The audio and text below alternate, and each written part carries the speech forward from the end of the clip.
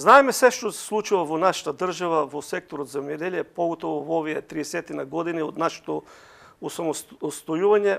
Мислам дека според мене требаше да ни се случи Украина, за да на виделина излезат сите проблеми со кои се соочува нашиот аграр.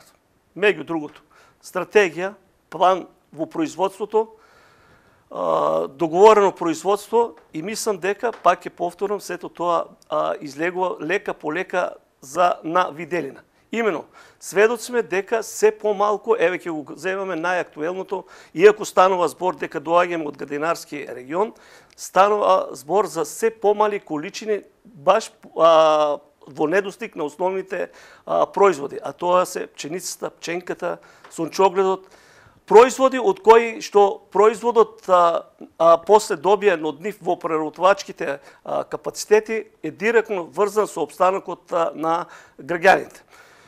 Инаку мораме да го потенцираме тоа излезе на виделина затоа баш поради немањето стратегија. Кога би се имало стратегија колку количини ни се потребни од даден производ, од дадена култура, колку површини треба да се засадат за да се добијат тие количини, мислам денес не може да се соочиме со проблематиката во која се наоѓаме, а мислам дека лека по лека таа проблематика се повеќе ќе станува критична.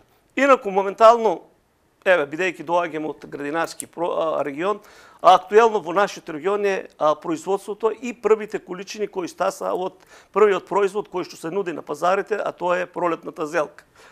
Дали наоѓаме место за задоволство кај нашиот земјоделски производител во врска со цената по која што ги продава, што ја продава конкретно зелката?